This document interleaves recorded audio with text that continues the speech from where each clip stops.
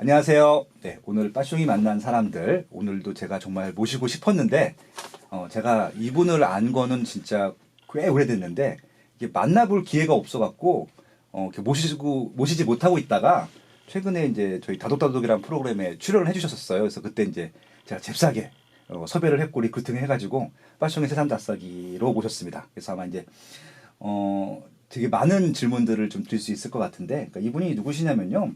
2010년도 초반에 이쪽에 인터넷에서 칼럼을 쓰시는 분들 중 전문가 중에서 양대 산맥이 계셨어요. 그러니까 이제 채훈 아빠라는 아이들이 쓰시는 홍춘옥 박사님이 계셨고, 이제 상승미소라는 또 아이들이 쓰시는 이명룡 작가님이 계셨는데, 오늘 나오신 분이 바로 상승미소 이명룡 작가님이십니다.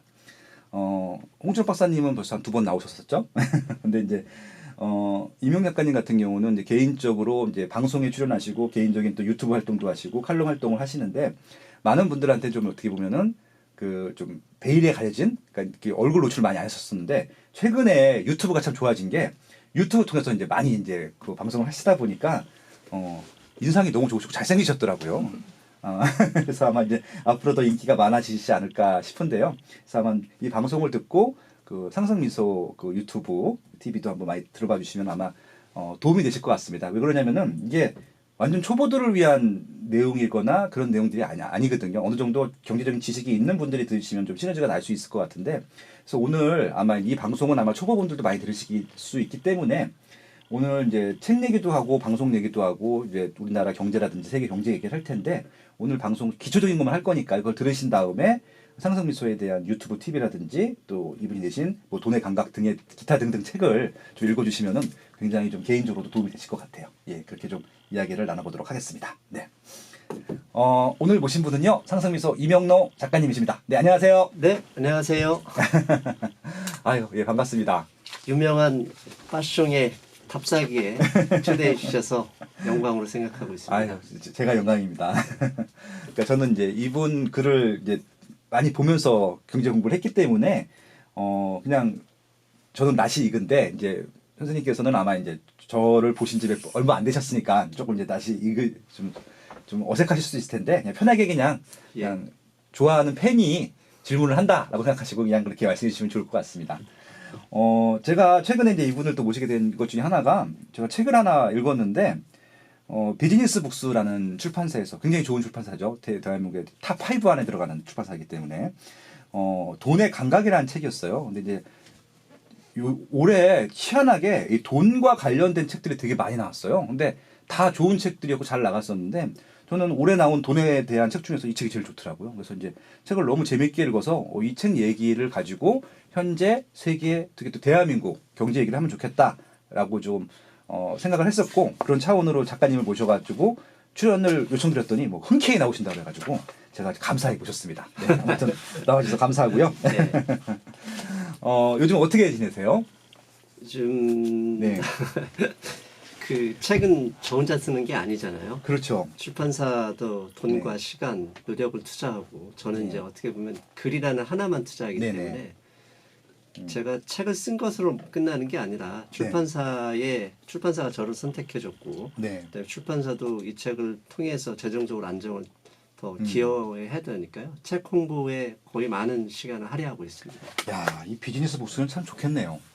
저도 이제 책을 많이 냈지만 다양한 출판사들이랑 지금도 커뮤니케이션을 하고 있고 일을 하는데, 출판사들이 제일 좋아하는 저자가 마케팅을 해주는 저자님들이거든요. 근데 보통 이제 그쪽 문학계 저자님들은 마케팅을 전혀 안 하세요.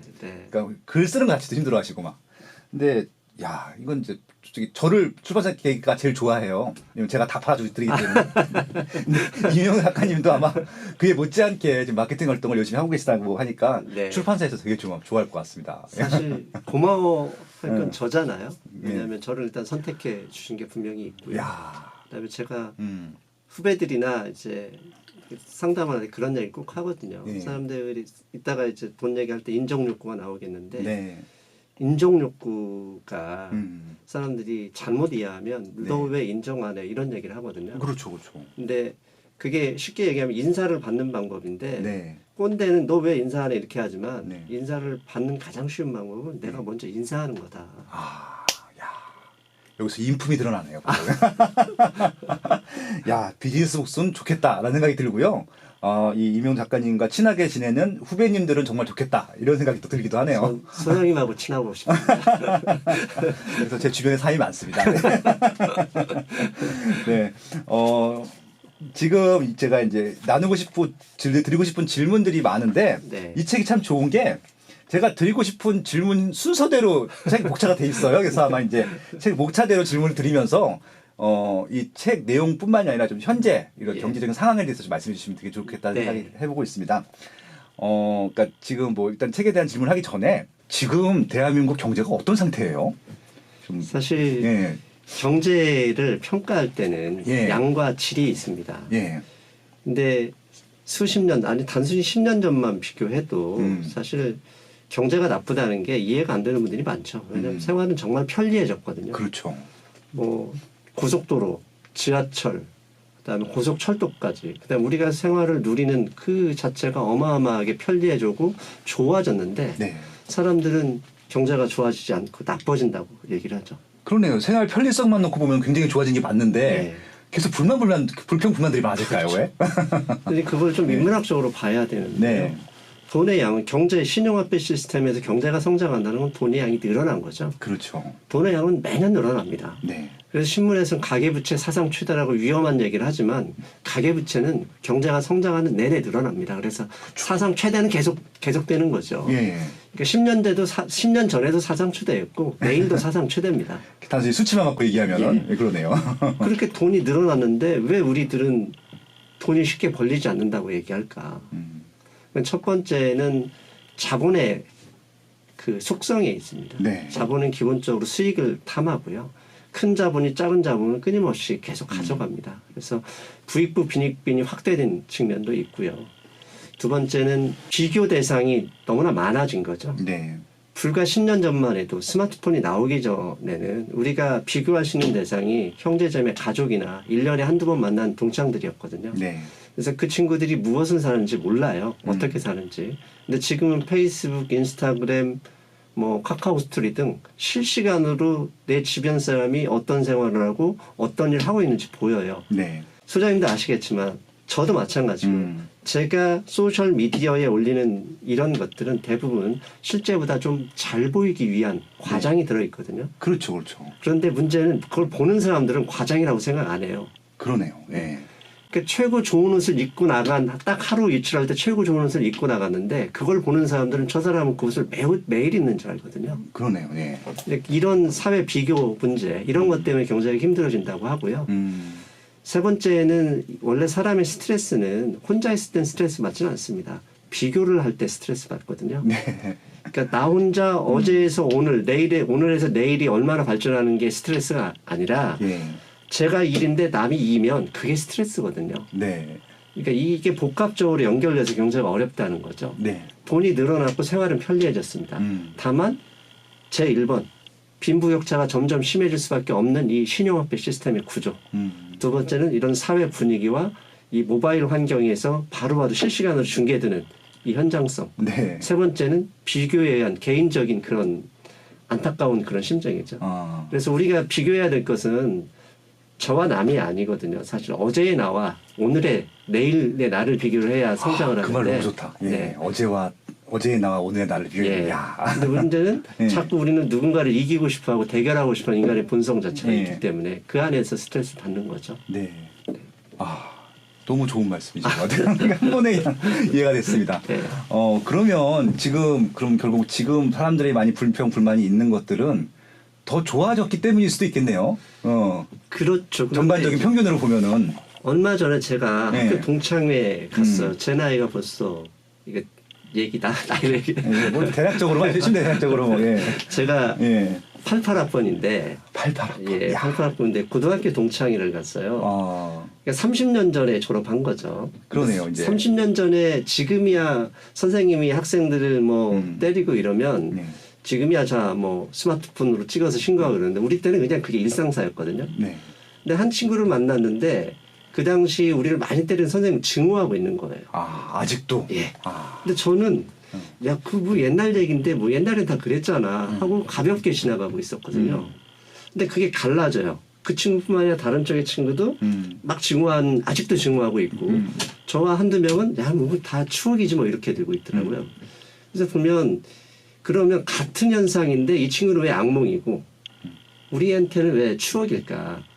그 기억은 현재를 대변하거든요. 네네. 현재의 경제적이나 사회적 그다음에 내가 이뤄내고 있는 것들이 적으면 과거가 악몽이 돼버리고요. 아. 현재가 내가 좀 더 내가 원하는 대로 성장하고 있으면 네. 그 과거의 기억들은 그냥 재밌는 추억이 되는 거죠.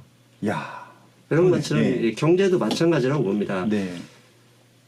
빈부격차는 계속 커지고 과거에는 상위 1%가 가지고 있는 재산의 이 비율이 적었단 말이죠. 근데 점점 커지니까 남겨져 있는 부로 네. 이제 싸우고 있고 싸우고 있는 게 과거처럼 나타나지 않으면 1년에 추석 명절, 설날 명절 1년에 한두 번 만나면 사실 비교할 것도 없는데 실시간으로 중계되다 보니까 과거에는 사람이 내가 좀 더 잘 살았다고 기억을 조작하는 게 있습니다.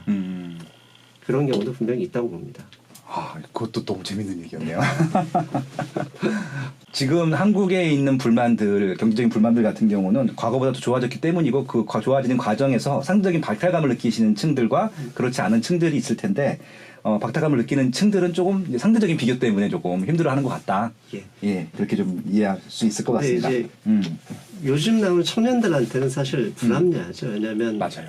예. 우리가 경제에서 가장 주목하는 시장이 주식시장입니다. 네, 맞습니다. 사실 부동산이 내렸다 하지만 얼마나 내는지 아무도 체감할 수가 없어요. 네. 근데 주식시장은 실시간으로 모니터로 중계가 되거든요. 전 그렇죠. 세계에. 예. 근데 주식이 많이 빠져버리면 경제가 안 좋아진다고 그냥 그걸로 리트머스 시험지처럼 평가를 해요. 그러니까 아까 두 번째 그거 바로 우리가 알 수 있다. 그거에 좀 대표적인 게 주식이네. 맞네요. 네. 예. 그렇다면 주식시장을 잘 보셔야 되는 게 주식시장은 기업의 실적으로 주가가 결정이 되지 않습니까? 네네. 그럼 기업의 실적을 어떻게 판단하냐면 전년 대비 몇 퍼센트 성장이에요. 네. 그러면 전년 대비 마이너스는 그 기업의 CEO가 자리가 날아가는 거고 주주한테는 배신을 하는 얘기거든요. 그렇죠. 그럼 주식시장이 우리나라에 조입된 게 거의 60년이 넘는데 네. 60년 동안 한 개 기업이 남아 있었다 그러면 60년 동안 최소 매년 5% 복리 성장을 해야 되는 거예요. 네. 이게 가능한 일입니까? 그렇죠. 그 예전에 그 전설적인 투자자들 투자 예. 수익률 같은 경우잖아요. 그렇게 되면은. 그러니까 우리가 보면 다우지수의 평균 수익률을 100년 동안 조사를 해보면요. 100년 전에 대공황 때 다우지수가 최대 100%에서 시작해서 지금 27,000이니까 270배가 올랐냐? 네. 그건 아니에요. 네. 그 안에 지수만 그렇게 올랐을 뿐 그 안에 다우지수가 30종목인데 지금 30종목에 남아있는 유일한 기업은 딱 하나입니다. 스탠더드 오일. 나머지는 다 망했습니다. 네네. 물론 망하지 않은 지희 같은 기업도 있지만 작년 6월에 지희가 그 스탠더드 오일과 지희 두 개 남아있는 중에 지희가 재무부주가 완전 탈락해버렸거든요. 그럼 주가는 지금 거의 망한 기업이에요. 즉 그것만 따졌을 때 100년 동안 다우지수의 평균 수익률이 6%입니다. 근데 6%의 배당 수익률이 약 3.5%예요. 예. 그러니까 지수만 올랐을 뿐 기업의 그 한 개 기업을 놓고 봤을 때는 수익률이 100년 동안 복리로 3%가 안 되는 거예요. 근데 100년 동안 주식시장은 매년 성장을 해왔잖아요. 그렇죠. 기업한테. 네. 기업의 오너 아니면 주주들한테 평가를 받거든요. 전년 분기 대비 아니면 전년 동기 대비 전월 대비 몇 퍼센트 성장하는 거거든요. 네. 이게 가능하지 않은 일이거든요. 사실은. 근데 가능해 왔어요. 근데 어떻게 가능해 왔냐? 기술 혁신, 매출 확대. 네. 이게 분명히 왔는데 요새는 인구가 늘어야 매출 확대가 되는 거고. 그렇죠. 수요가 증가를 해야 되니까. 그렇죠. 기술 혁신이 더 이상 할 게 별로 없어요 이제는. 네. 응? 그런데 그렇게 하면 어떻게 되냐? 기업은 계속 이익을 늘려야 되고 네. 가장 쉬운 게 인건비를 줄이는 거죠. 정기직을 줄이고 비정기직을 양산하면서 결국 기업의 순이익을 확대하는데 재물이 내 있는 거죠. 그런 측면에서 지금 나오는 청년들은 그런 얘기 하잖아요. 역사상 부모 세대보다 못 사는 세대의 첫 번째 세대가 될 가능성이 높다. 그러니까 또 그러네요. 그러니까 저희는 이제 전 97년도 직전에 취직을 했어가지고, 네. 그러니까 제가 회사를 바꿀 때쯤에 비정규직이 처음 나왔거든요. 98년도 그때쯤 나왔었는데 그 이후에 진짜 점점 많아졌잖아요. 그 이후에 취직하신 분들은 그렇겠네요. 네. 그래서 어떤 회사 같은 경우, 공기업 같은 경우는 정규직이 한 명 퇴사하잖아요. 네. 안 뽑아요. 맞습니다. 안 뽑고 네. 그 친구가 놓고 가는 급여가 있잖아요. 그걸 네. 정규직이 나눠갔습니다. 그래 급여는 계속 올라요. 정규직은. 네. 그러면 나머지 부족한 인원은 비정규직으로 낮은 임금으로 충원하는 거죠. 네. 그러니까 정규직의 일자리가 아버지, 형제, 형님들 세대가 정규직을 놓고 퇴사하면 그게 젊은 층으로 와야 되는데 그걸 아버지, 형님 세대가 나눠갖고 정규직한테는 비정규직 일자리를 나누는 거죠. 그러니까 이분들한테는 경제가 어려워진 건데 사실 이분들, 이 청년들은 과거에 경제생활을 해본 건 아니잖아요, 사실. 네. 그러니까 이분들한테는 제가 앞에서 했던 얘기, 빈부격차나 비교, 이게 안 통할 수는 있어요. 네. 근데 이 세대 간의 발전하는 상황을 보면 청년 세대한테는 정말 이 장년세, 지금 현재 기득권 세대들이 못할 짓을 하고 있는 거죠. 어떻게 해야 돼, 그럼 우리 청년들은? 이 돈의 감각을 잃고, 예, 돈의 좀 어떻게 보면 투자 감각을 또 익혀서 투자를 잘해야 되나요, 그럼? 아시잖아요. 투자로는 돈 못 법니다. 돈은 결국 일로 벌어야 되거든요. 네네. 소장님도 지금 갖고 있는 게 대부분 저는 일해서 버는 재산이라고 그럼요, 다 생각하고요. 일이죠. 네. 그리고 투자로 버는 사람은 거의 없어요. 우리가 말하는 TV에 나와서 전업 투자자가 벌었다는 사람 다 사기꾼이라고 보시면 돼요. 이희진 같은 사람이 많죠. 예. 아싸 이진이요? 예. 그러니까 이제 젊은 세대한테 제가 해드리고 싶은 말은 결국은 구조적인 문제와 네. 그다음에 내 개인적인 문제가 있어요. 네, 네. 치킨집을 예를 들자면 대한민국의 치킨집이 전 세계에 있는 맥도날드 개수만큼 되잖아요. 그렇죠. 우리는 또 특히 많죠. 한 치킨집이. 3만 5천 개 된다고 하는데요. 그럼 치킨집은 사양 산업이에요. 근데 치킨집은 다 사양하냐? 아니죠. 잘 되는 집이 있어요. 그럼요.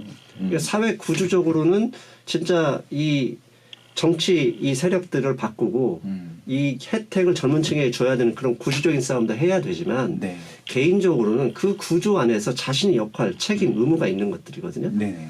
그러니까 치킨집이라고 다 망하는 게 아니라 네. 치킨집에서도 정말 줄 서서 먹는 집이 있듯이 네. 사양하는 산업은 있지만 사양하는 개인은 없는 거거든요.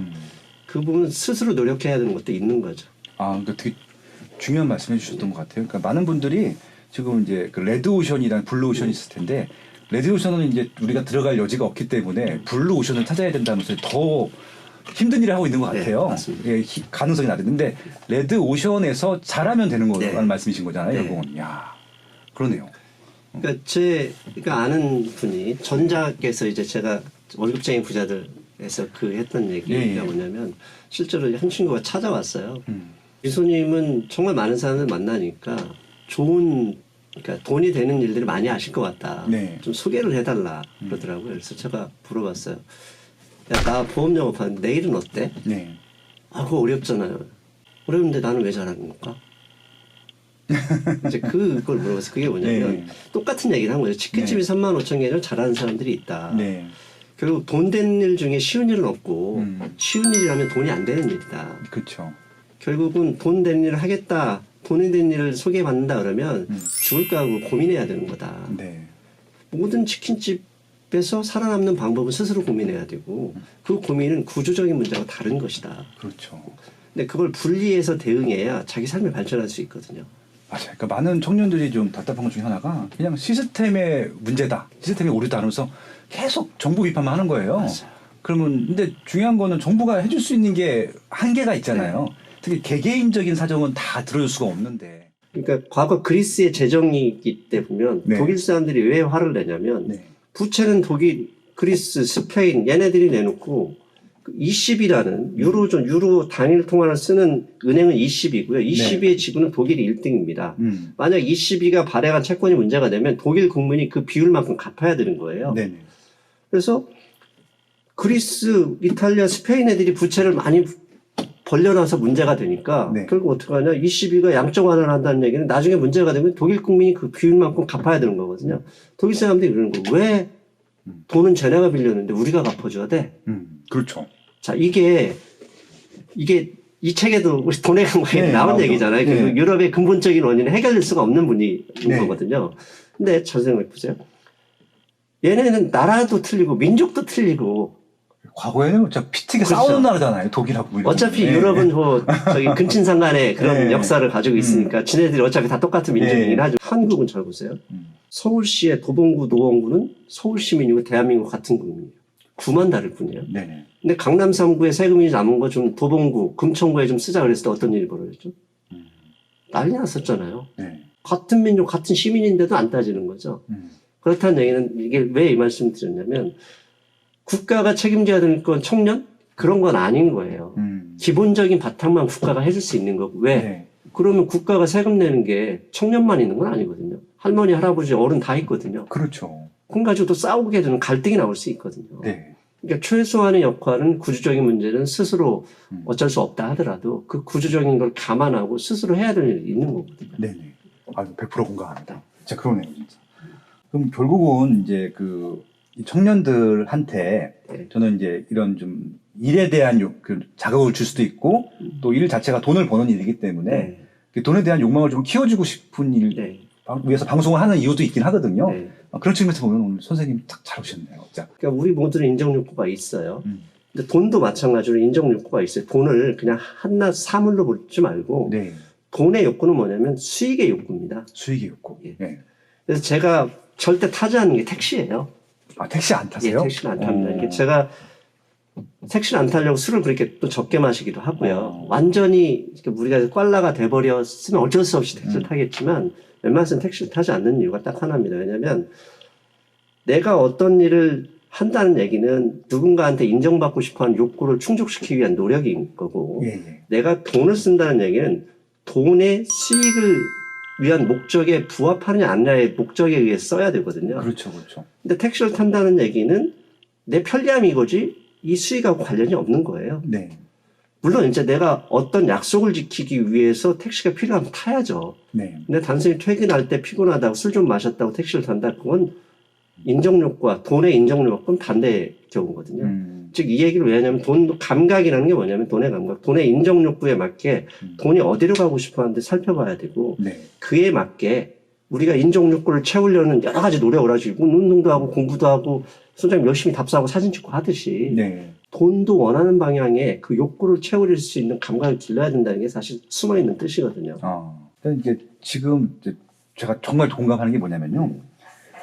과거랑 지금이랑 이제 물론 이제 아까 말씀하신 정규직, 비정규직으로서 이렇게 좀 차별화가 생긴 건 사실이긴 한데, 지금 청년들이 이제 젊은 층들이 30대 정도 젊은 층들이 집을 못 사는 게 돈이 없다는 거예요. 근데 생각해 보니까 저희 부모님들 세대는 더 했을 거고, 그때 돈을 안 썼거든요. 네. 뭐 외식도 안 하고, 통신료 이런 것도 없고, 거의 그냥 월급이 고스란히 다 저축에 들어가는 거잖아요. 그러니까 그때는 그렇게 해서 저축을 했기 때문에 그래도 대출 받아서 조그만 집부터 시작을 하는 건데 지금은 돈 많이 쓰잖아요, 솔직히.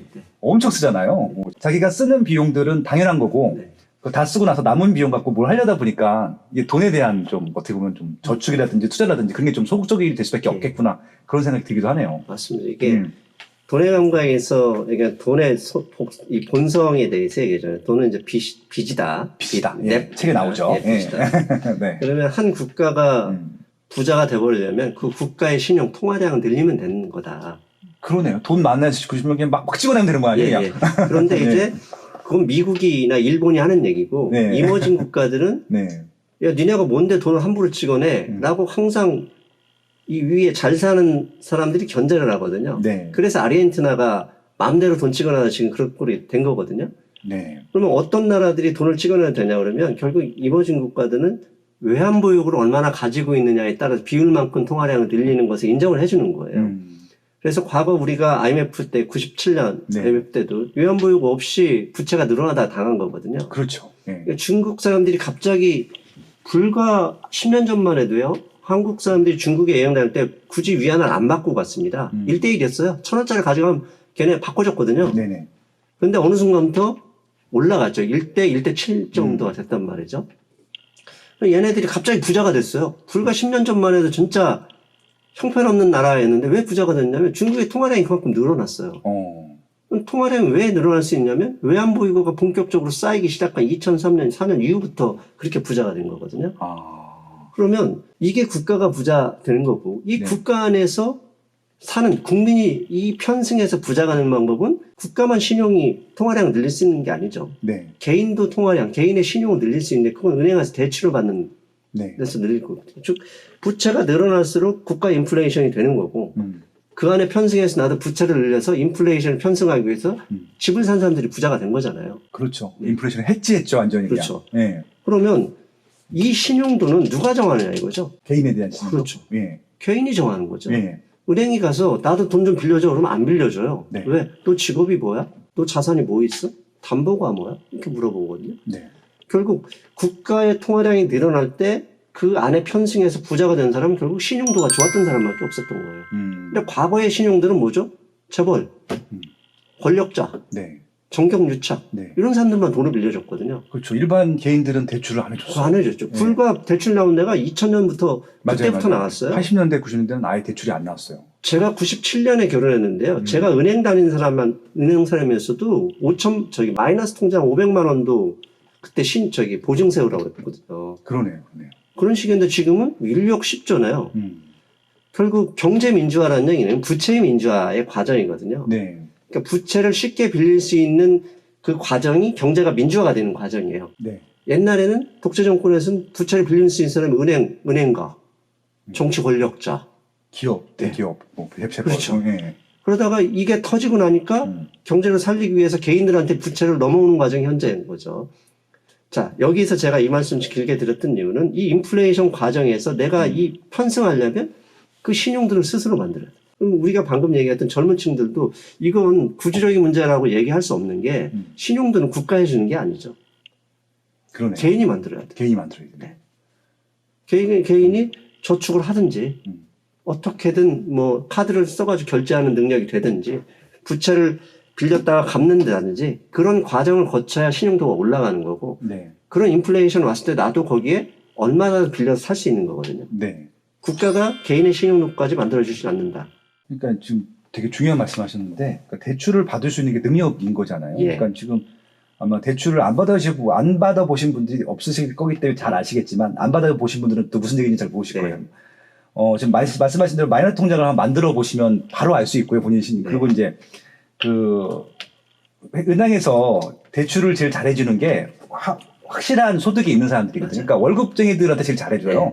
그러니까 이제 오히려 전업 투자하시는 분들 같은 경우는 수익이 들쑥날쑥이기 때문에 만약에 이제 3년 전에 돈을 많이 벌었는데 2년 전, 1년 전에 돈을 안 벌게 되면 대출이 안 나와요, 또. 그러니까 꾸준히 월급쟁이를 하시는 것들도 대출을 많이 받을 수 있고, 대출을 많이 받을 수 있는 거는 신용도를 높이기 위하기 되게 좋은 방법이다. 맞습니다. 그러니까 아까 일을 강조하셨었는데, 그래, 확실한 일을 갖고 계신 것들이 굉장히 중요하다. 그런 말씀으로 또 맞습니다. 할 수 있겠네요. 예. 네. 그렇습니다. 너무 좋은 말씀 감사합니다. 근데 지금 이제 가장 이슈가 되는 제가 궁금한 게 어떤 거냐면은 많은 분들이 지금 경제가 어렵다 하는데 저희 잘못이 아니고 외국 잘못이라고 하는 거예요. 그래서 이제 지금 미국이랑 중국이랑 그 무역 분쟁 때문에 문제가 되고 있고 네. 또 미국이 자꾸 금리를 또 인하하려고 한다. 뭐 이런 문제 때문에 우리나라 경제가 더 어렵다고 하는데 저 솔직히 이제 뭐 부동산에 관심이 많지만 세계 전반적인 이런 경제 움직임의 흐름을 잘 모르겠거든요. 그러니까 이게 중국이랑 미국이랑 무역 경쟁을 하는데 우리나라한테 왜 피해고 미국이 금리를 내리는데 우리한테 왜 피해가 볼 수 있느냐. 이거 좀 쉽게 네. 설명할 수 있을까요? 아주 쉽게. 예. 우리가 GDP가 약 달러로 하면 1.6조 달러 정도 됩니다. 근데 이 GDP 1.6조 달러인데 수출과 수입을 합치면 네네. 거의 70%입니다. 네네. 그러니까 우리의 GDP는 70%가 해외에서 나오는 거죠. 그러네요. 저희는 수출도 위주 국가이니까 그렇네요. 예. 그러면 그게 경제와 무슨 상관이냐라고 할 때 제가 좀 더 이런 얘기를 합니다. 즉 우리나라에 일자리가 100개 있는데 무역하는 일자리가 70개다. 그렇게 높나요? 네. 와. 즉 나는 일자리에 나는 관계없자. 그게 아니라 무역해서 벌어오는 돈이 경제를 돌리는 게 70%고 그렇다면 한국에 있는 일자리의 70%도 그 영향을 받는 거다. 이렇게 돈이 70%가 외국에서 온다. 그렇죠. 생각하면 되는 건가요? 네. 네. 즉 내수가 30밖에 안 되고 네. 대외 여건에서 나오는 이 경제가 70%니 내수를 아무리 띄운다고 해도 경제가 좋아지기는 어렵다. 그러네요. 네. 그리고 우리나라 경제가 좋아지는 완전히 잘 보면 옛날에 뭐 삼저 요관 이런 거 있었습니다. 기름값 낮고 네. 환율 그러니까 먼저 네. 환율이 높았을 때죠. 네. 그런 거 했을 때 경제가 좋았었던 거거든요. 88 올림픽 직후. 그렇죠. 네. 그런 걸 따져보면 좋을게 대학생활 하셨네요. 그렇죠. 즉 이게 이런 거죠. 네. 미국하고 중국이 싸우는 건 대외 여건인단 말이에요. 네네. 근데 대외 여건에서 GDP를 가장 큰 나라는 또 1번 미국, 2번 중국이에요. 네. 그리고 또 우리나라 수출을 보니까 우리나라 수출의 25%는 중국으로 가요. 아, 그렇죠. 네. 그러면 중국에 가서 중국이 뭘 사느냐 아니죠. 중국은 또 우리 부품을 갖다가 조합해가지고 미국에 파는 거란 말이에요. 그렇죠. 그렇죠. 즉 25% 수출을 중국에 하고 무역흑자의 거의 작년 기준으로 70% 이상을 중국에서 흑자를 냈단 말이에요. 네네. 근데 이 대부분은 또 50%가 반도체였고. 반도체가 50%나 돼요? 네. 흑자 부분이, 흑자 비중이. 네. 그렇다면 중국하고 미국이 싸움으로써 중국이 수출 관세를 올리니까 당장 수출이 적게 되잖아요. 네네. 그러면 수출이 적게 되는데 수입하는 한국산 부품도 적게 수입하겠죠. 그러네요. 이게 맞물려 있네. 네. 그러니까 그런데 그러면 정작 당사자들이 더 힘들어하던데 우리가 더 힘들어요. 그 이유는 미국은 내수가 20%, 거의 20%가 안 되지 한 15%라고 하는데요. 네. 중국은 내수가 한 25%예요. 아니 75%. 75%. 네, 거꾸로죠. 미국은 내수가 한 80%, 중국은 75%, 네. 우리는 내수가 30%. 아우, 그러네. 이게. 얘네는 네. 뭐 니네끼리 싸워서 무역이 안 돼. 그러면 내수를 열심히 돈을 풀어서 네. 금리 내려서 내수를 부양하면 되는데 우리는 70%가 10% 날라가도 7% 날라가잖아. 그러네요. 네. 30%를 20% 올려도 6%밖에 플러스가 안 되는 거란 말이에요. 그러니까 무역 수출이 줄어드는 만큼 우리는 더 힘들어 버리는 거죠. 야, 그럼 이게 참 내수가 큰 나라들이 굉장히 살기 유리하네요. 그렇죠. 근데 이제 내수는 잘 보세요. 네네. 내수는 그러면 크려면 어떻게 해야 되냐. 물건을 우리가 생산해서 네. 강아지한테 팔 수는 없잖아요. 그렇죠. 서로 사주고 팔고 그래야 되는 거잖아요. 사람이 필요. 사람이 필요한 거죠. 그래서 기본적인 한 나라의 내수 규모가 되려면 네. 그 자체 나라에서 내수가 되려면 8천만, 8,500만 태국 인구가 그 정도 되거든요. 그 정도를 기준으로 해요. 태국도 내수가 괜찮나요, 그럼? 그러니까 이제 태국은 사실 빈부격차가 우리보다 극심하기 때문에 그렇죠. 관광 비즈니스가 상당히 영향을 주는, 우리는 관광이 그렇게 또 비중이 높지도 않단 그렇죠, 말이죠. 그렇죠. 예. 그런데 인구도 적어요. 근데 남북이 합치면 지금 8천만 정도 되잖아요. 네네. 근데 지난번에 문재인 대통령이 일본과의 이런 부분에 대해서 해결책으로 남북 경협을 얘기를 든 것도 그런 명도 있는 거예요. 내수 자체가 8천만이 되면 자체 경제로도 어느 정도 일자리를 돌릴 수 있거든요. 그렇죠, 그렇죠. 그런 것도 있는 거죠. 아, 통일이 빨리 돼야 되겠네요, 그러면. 그렇죠. 근데 이제 이게 참 어렵죠. 왜냐하면 네, 원래 어렵죠. 네. 이 정치 권력들이 자신의 권력을 놓기 쉽지가 않겠죠. 네. 네. 그러네요. 그러니까 또 거기에다가 그러면 5,500만 정도 이 인구에 우리는 또 고령화, 초고령화로 움직이고 있잖아요. 네네. 그러니까 GDP의 계산하는 방식이 제가 자주 강조하는 게 내가 월급을 500만 원을 탔다. 네. 그럼 GDP가 일단 500 플러스. 네네. 500만 원을 가지고 물을 500만 원을 샀다. 그럼 다시 물 샀으니까 500만 원 플러스. 이 물가게 주인이 상승미수 돈의 감각처 500만 원을 샀다. 그럼 GDP도 500만 원 플러스예요. 네. 근데 내가 그 돈을 받고 저축해버리면 거의 GDP가 끝나는 거예요. 저축하면 안 되겠네요. 네. 그래서 네네. 일본이나 유럽이 마이너스 금리를 하는 이유가 뭐죠? 저축 못하게 써라 제발 좀 GDP 그렇죠. 올려야 된다. 그러면 월급 받아서 물 사서 책 사면 돈이 돌잖아요. 네. 돈이 돌아요. 거래가 많아져야 GDP가 올라가요. 네네. 그럼 거래가 많아지려면 당연히 1번 사람이 많아야 되고 사람이 많아야죠. 두 번째 젊은 사람이 많이 있습니까? 어르신들이 많이 있습니까? 젊은 사람들이 많이 쓰죠. 그렇죠. 예. 젊은 애들이 죄송합니다. 방송 용어로 잡지 우리 겁대리 없이 쓰잖아요. 겁대로 없이 좀 써야 되네. 그들이 애국자네, 진정한 애국자였네. 예. 근데 어르신들은 예. 같은 만 원이라도 제가 어머니 모시고 스타벅스 갔다가 네. 귀싸대게 맞을 뻔했어요. 왜요? 왜 커피 마시는데 7,000원씩 쓰냐. 집에 가면 믹스 커피 있는데. 네. 다방 커피. 인플레이션을 떠나서 네. 같은 돈 만 원이지만 네. 어머니의 돈과 내 돈은 틀린 거예요. 네. 즉 젊은 사람들이 많을수록 옷도 사고 구두도 사고 신발도 사고 책상 이게 돌아가서 돈이 돌고 돌아서 경제가 GDP가 올라가는데 네. 인구 자체도 적은데 초고령화가 갑자기 빨라지니까 경제 규모는 줄고 그런 상황에서 최근에 미국과 일본이 18개월 내내 싸우고 있잖아요. 네. 미국과 중국이. 그렇죠. 그러다 보니까 경제가 돈이 덜 도는 거죠. 아, 그럼 저희 그 은퇴하신 분들한테 돈을 좀 쓰는 교육을 시켜야겠네요. 거기는 투자 교육이 아니라 돈 쓰는 교육을 시켜야겠네요. 그 몇 년 전에 네. 일본의 후쿠오카 규슈 지역에 어마어마한 홍수가 일어난 적이 있어요. 그렇죠, 그렇죠, 알죠. 예. 그래서 홍수가 났는데 네.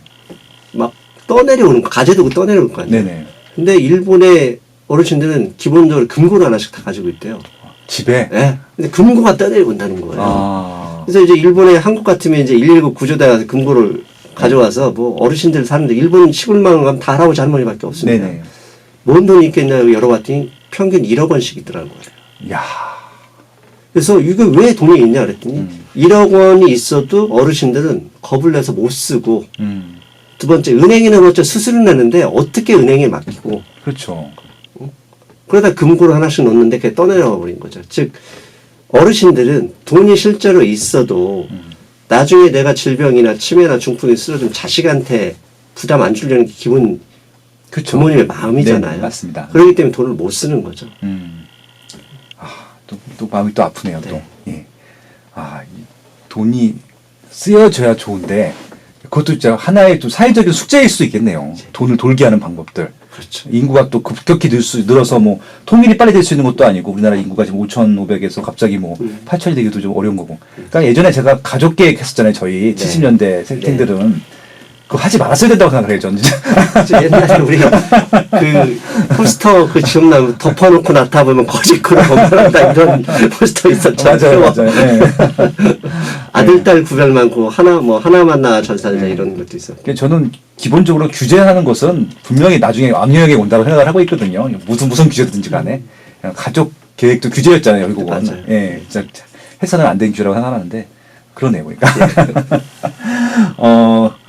얘기를 하다 보니까 거의 한 30분 하고 끝날려 했더니 한 4-50분 했는데 1분 이만큼 하고 잠깐 쉬었다가 EBS 좀 얘기를 나누도록 하겠습니다.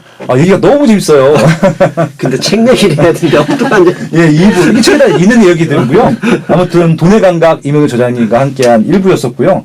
재밌죠? 경제가 이렇게 재밌습니다. 그러니까 부동산 얘기 말고도 이렇게 재밌는 경제 얘기가 많으니까 2부에선 더 구체적이고 좀 생활 팁이라든지 책을 통해서 우리가 해야 될 게 어떤 것들인지 그런 얘기들을 나눠보도록 하겠습니다. 예, 고맙습니다. 네.